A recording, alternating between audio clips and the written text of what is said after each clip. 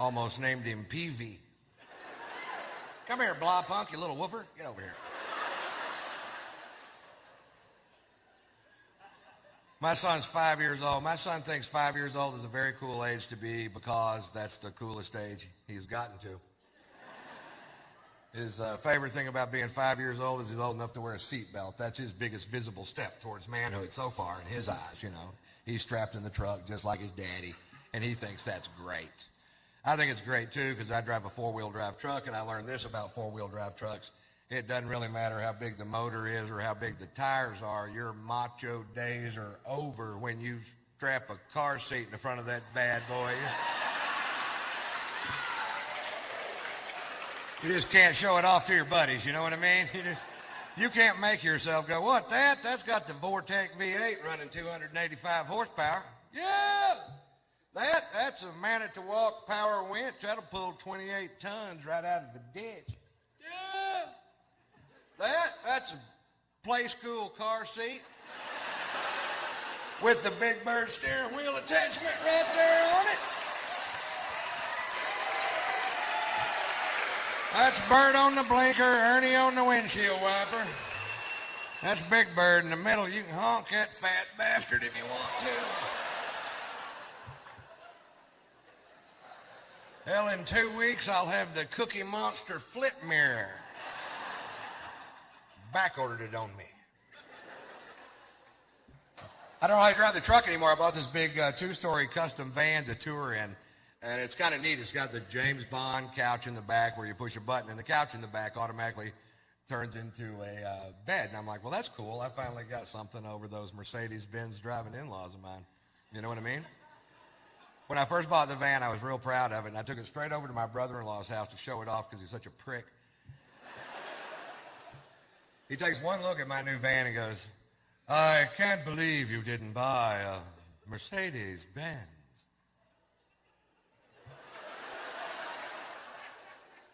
They don't make a van.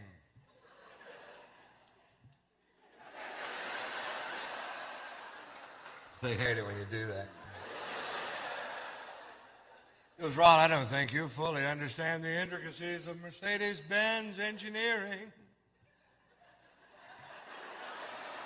Why, I've got the 3-inch windshield wiper that keeps my headlight clean in a rainstorm. I got a place to fuck your sister.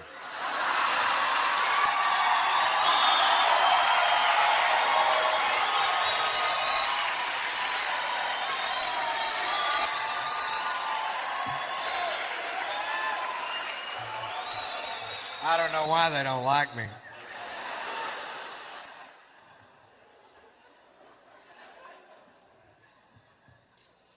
Bet you wish you had one of these.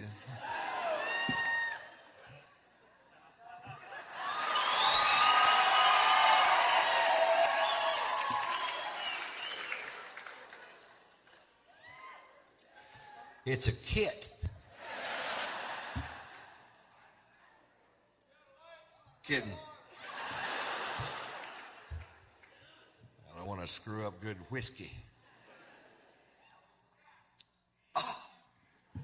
Tasty. Actually, that was all bullshit. I just got a divorce. I just wanted to do those 3 jokes before I told you. And I'll tell you what went wrong, and because I feel like I can be honest with you folks, and you won't judge me, or maybe you will. I don't care. But I'll tell you, it's very, very difficult to marry out of your class. I come from a lower middle class family. My daddy worked his ass off his whole life for not very much, and that does not make you better than me. You know what I mean? My dad was a good man. And, right. And they're always going to just look down their nose at you like you're supposed to be carrying some piss bucket for them or something. And if you're not willing to carry the piss bucket, it ain't going to work. And she got convinced in her crazy head that I had sex with this girl in Columbus, Ohio. And I did, and I'll tell you why. When you enter into a monogamous relationship with somebody, you usually do it at a point in the relationship when you're having a lot of sex. So you're willing to sign the papers. I'll only have sex with you, ever, ever, ever, ever. Well, if that person stops having sex altogether, why, you find yourself in quite a pickle. I'm a pretty good dog, but if you don't pet me every once in a while, it's hard to keep me under the porch. I'm not as flexible as a real dog. But I'll tell you what happened, too. I was in Columbus, Ohio. I hadn't been laid in 3 months. 3 months. You can't go 3 months without having sex with me. I'll go have sex with somebody else. I know. I've seen me do it. I did a show one night. I came off stage. There's a gorgeous woman, maybe 35, 40 years old, long black dress, slid up to her waist. Gorgeous. Give me a second. Gorgeous. And I walk off stage. She goes, I thought you were hilarious. I want to buy you a drink. I'm like, I can't do that. I'm married. She goes, I didn't ask you if you wanted to have sex, big boy. I asked you if you wanted to have a drink at my place. I'm like, all right.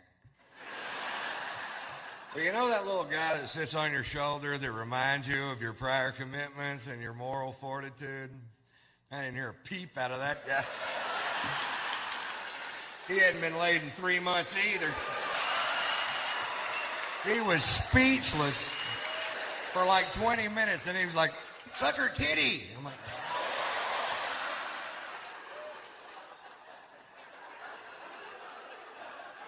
I was gonna. I'm having a three-way with my conscience.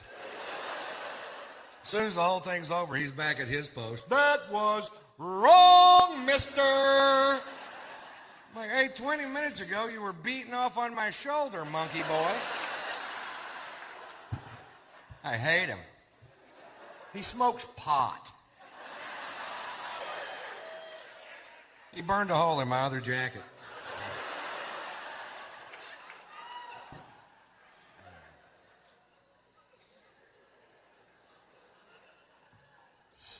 I've been spending a ton of time in Los Angeles. I learn things when I go to L.A. I learned this. They have bikinis now made out of seashells. I didn't know that. And I also didn't know this. If you're ever walking down the beach and you see a girl dressed in a bikini made out of seashells and you pick her up and hold her to your ear, you can hear her scream.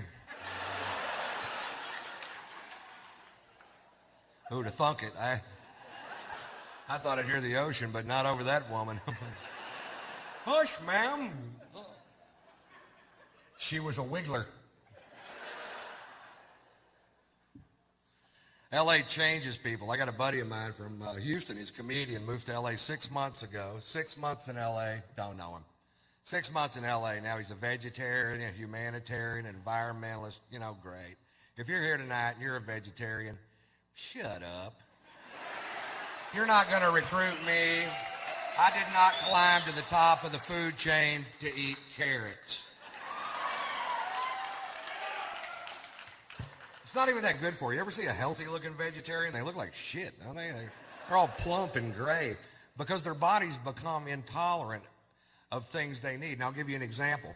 I'm on the way to the Melrose Improv in Hollywood to do a set with my buddy, and he says this, and I quote, I feel nauseous and I have a headache. I think that vegetable soup I had for lunch must have had beef broth in it. I didn't know what to say.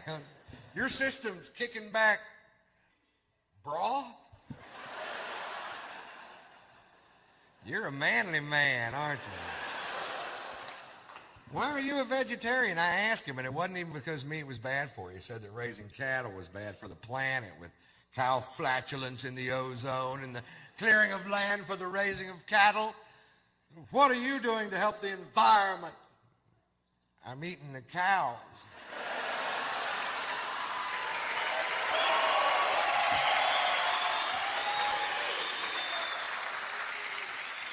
But I'm only one man. Whatever the hell that meant. Every time I read a newspaper in Los Angeles, California, I get pissed because things don't have to make sense in L.A. I read an article in the paper in L.A. that said they're going to try to outlaw the big screen, real-life handgun shooting video games because they say that that's what's wrong with the youth of America today. They learn how to accurately shoot guns with video games. It's not a parenting problem. Oh, fucking no. No, it's a video problem. Doesn't it piss you off when you have a genuine problem, you try to tack a solution to it? It's got nothing to do with the problem. You know what I mean? I came up with a great idea. Don't outlaw those machines. Give them to the state troopers of California, because they're some of the worst shots I've ever seen in my life. I saw a shootout once live on TV that went on for so long, eventually the criminal got frustrated and shot himself. And the cops were on TV whining about it, going, he's got on body armor, he's got on body armor. I'm watching it live on CNN going, I can see his head, shoot him in the fucking head. Give my kid a shot.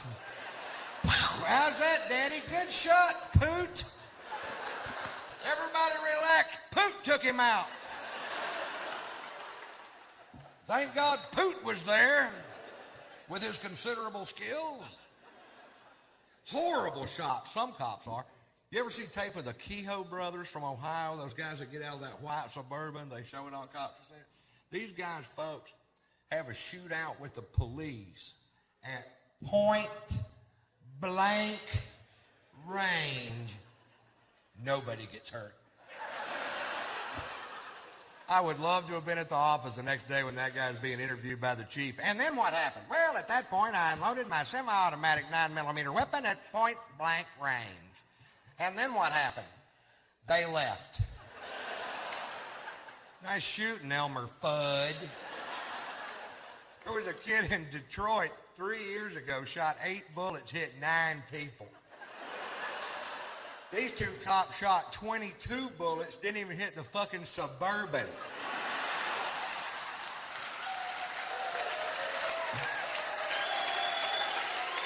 Give those guys a roll of quarters, drop them off at the mall. That's all I'm saying. You know what I mean? It's just not like Texas, you know.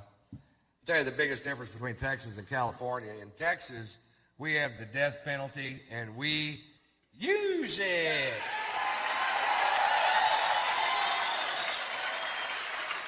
That's right. If you come to Texas and kill somebody, we will kill you back. That's our policy.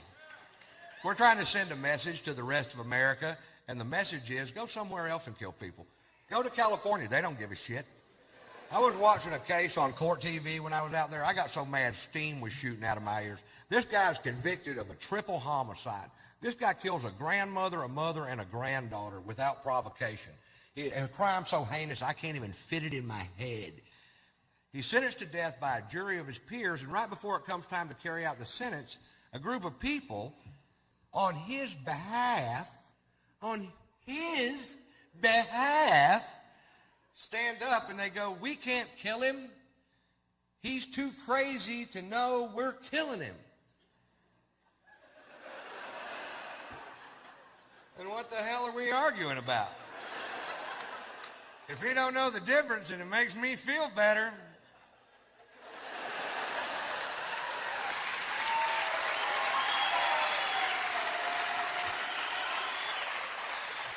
How do you know he's crazy? That's what I want to know. Of course he's crazy. Killed 3 people, you know. This is what they said. He rolls his turds into little balls and eats crayons. I'm like, shit, you got to quit putting all crazy people in one group, goddammit. You got to separate them up a little bit. You know what I mean? What does that crazy person do? Oh, he rolls his turds into little balls and eats crayons. Fine, I'll feed him for the rest of his life. What does that crazy person do? Oh, he kills productive members of our society. Well, he should have rolled his shit into little balls and ate crayons.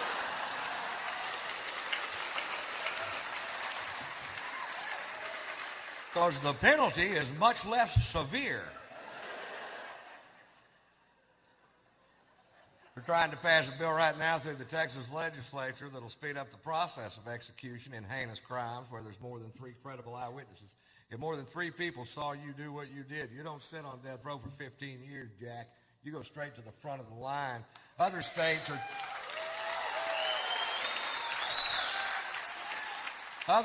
are trying to abolish the death penalty.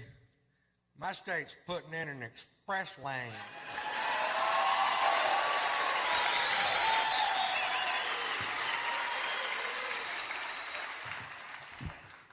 I did that bit out in California, and this guy comes up to me after the show.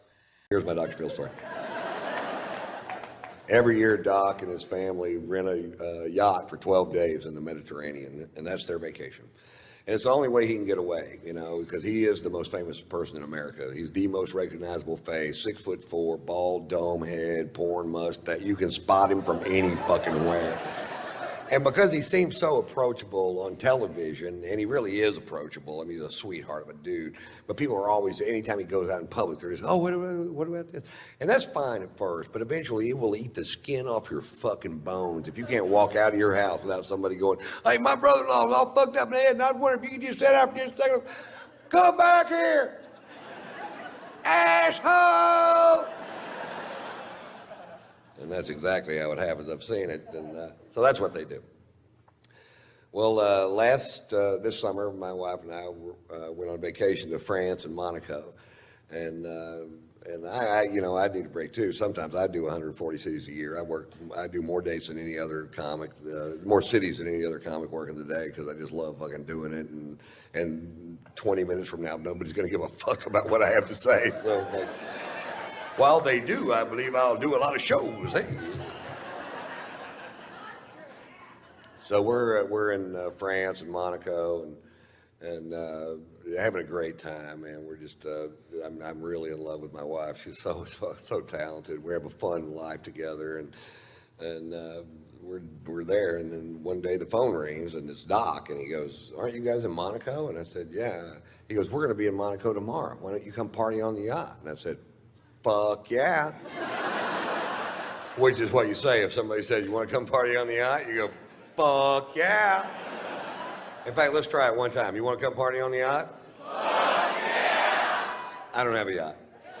Anyway. So I was like, yeah, fuck, this is great, man. We're excited. We were down there. We were staying at the Fairmont Hotel overlooking the little yacht harbor in Monaco. Very cool place. And we were down there looking at the yachts the day before, going, wouldn't it be cool if you knew somebody that had one of these things? You could just hop on it and fucking throw the fuck down. And it's everybody's yacht, man. This is yacht heaven. This is Steve Wynn's yacht, Prince Albert of Monaco's yacht. This is that Russian dude with the tiny giraffes.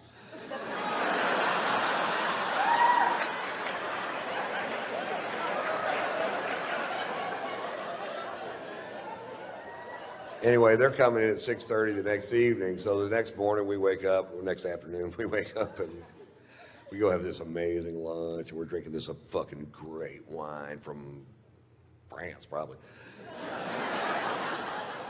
That'd be my guess if I had to guess, and I did have to guess. France.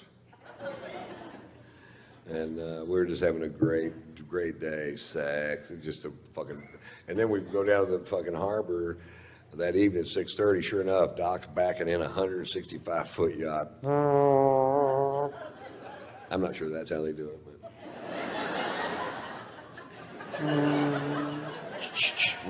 Beep, beep, beep, beep.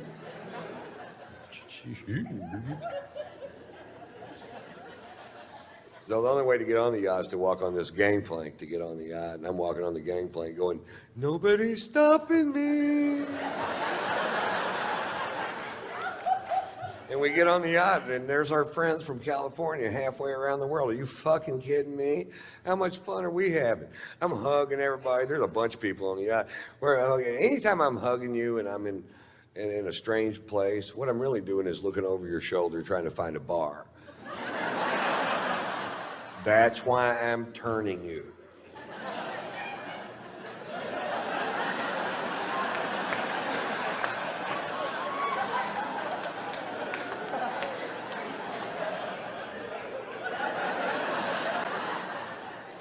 And I see the bar, and right in the dead front center of the bar is a bottle of famous Black Grouse, which is a scotch I started drinking when I was in Scotland for the Open Championship at Turnberry.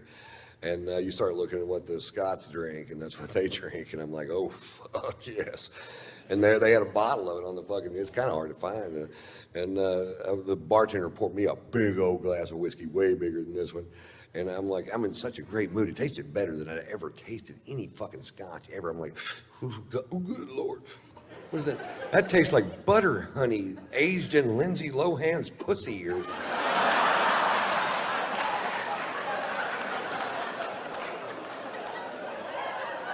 It tasted so good, I decided to skip dinner and just have a couple more of them. I'm gonna scare me up another one of these. That's one. How about one more? All right.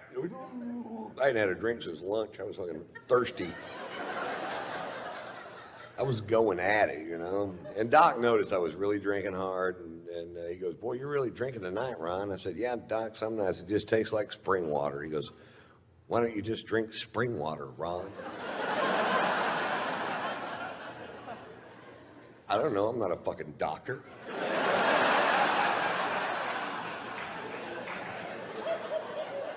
So this is going on for fucking hours. Now they really love Margot. They really love my wife, Margot. Margot's sung on Dr. Phil's show a few times, and they go everywhere to see her.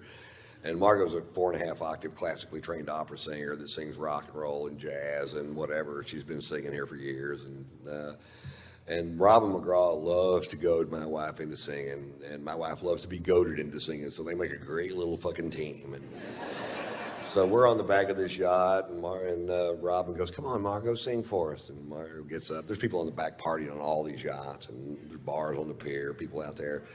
And Margot gets up and she sings. They love jazz in France and Monaco. They have jazz clubs all over the place. And she gets up and she sings a jazz standard at full voice, which I don't get to hear her sing at full voice. She sings around the house, but not at full voice. And when she sings at full voice, it makes me cry. And oh no. And she finishes the first song at full voice, and people stand up on the back of all these yachts and start cheering. They go, "Yeah!" And I'm like, "Oh, how cool is this, man? They really dig jazz." I forgot how much they dig jazz.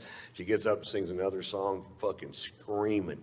And then people are gathering up around the back of the boat. And by song 4, there's 400 people behind the boat listening to her sing. You could hear a pin drop, just like this, pin drop.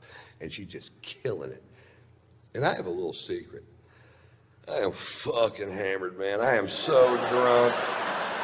I can't even believe it my fucking self how drunk I am. I'm like, Jesus Christ, whoa. And I'd get a drink and I'd take one little sip out of it and I'd talk to somebody, and I'd look back and it's empty. I'm like, "Anybody else drinking out of this glass?"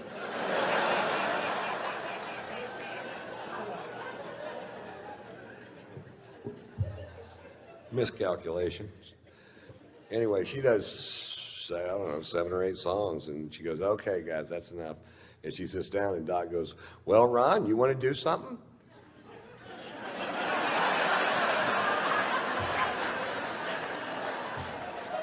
Now, I got to preface this with he's on vacation with his best friend and head lawyer and his wife, Mary Pat, and they're Baptists from Dallas, and they're a little fucking straight. And they're about to find out my secret.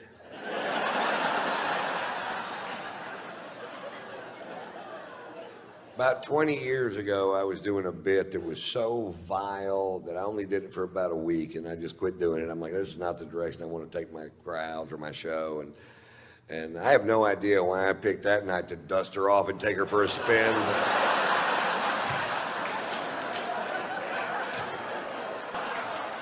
Yachts are pulling up anchor on both sides of us as fast as they can pull them up. They're leaving the harbor so fast there's a surfable wake. There's a stampede of tiny giraffes diving off the pier, swimming towards the ocean in certain death. People are pulling their kids off the pier. I went, "I don't think they hurt me. I'm going to do it again." Doc goes, "That's enough out of you, Ron." And Margot's tapping me out. You ever been tapped out? Come on, baby, it's time to go. She's seen it. Come on, honey, let's just go back to the hotel. It's time for us to go. Come on, baby. Baby, let's just go back to the hotel. Come on, Ron.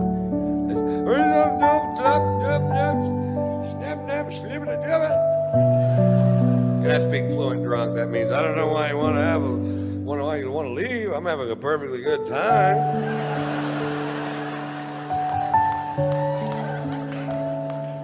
Turns out there was a consensus. I'm like, okay, I'll leave. Now the only way to get off the ship is to walk back off that gangplank, and at the end of the gangplank, there's an 18-inch drop off, and my wife's in front of me, Margaret's in front of me, and I get to the end of the gangplank. Doc goes, "Big step, Ron." I said, "Thanks, Doc," thinking I made a big step towards something. Fuck, I don't know. He's a big psychologist, not me. It's amazing how much speed you can pick up in 18 inches. It's nothing like falling over on the same level that you're already on. I slammed down to that fucking pier. I landed square on this elbow, dislocated this shoulder, put a 4-inch gash down the back of my arm, and I was so drunk I just bounced off that pier.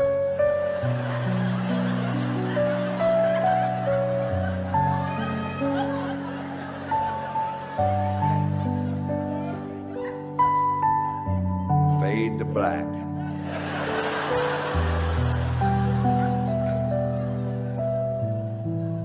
I wake up the next morning with the shoe buddies. All I can do is lay there in bed and go, shoe buddy.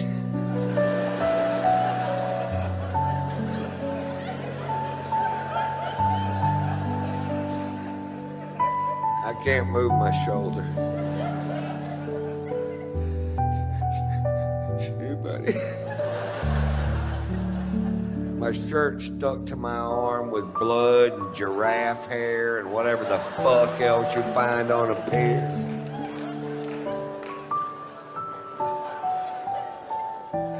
Shoe buddy. I have a wet Jolly Rancher in my armpit. Sour apple. Had to cut it out with a pair of scissors. You almost can't eat them after that.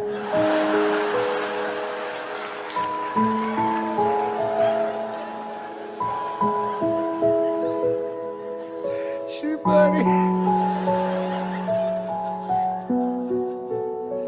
I slowly opened my aching fucking eyes. And there's Margot.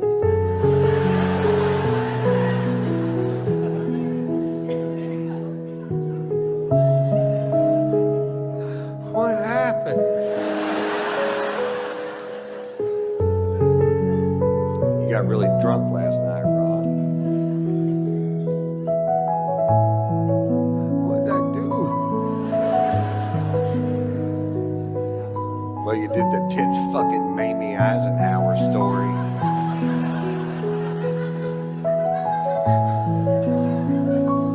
Did Mary Pat laugh?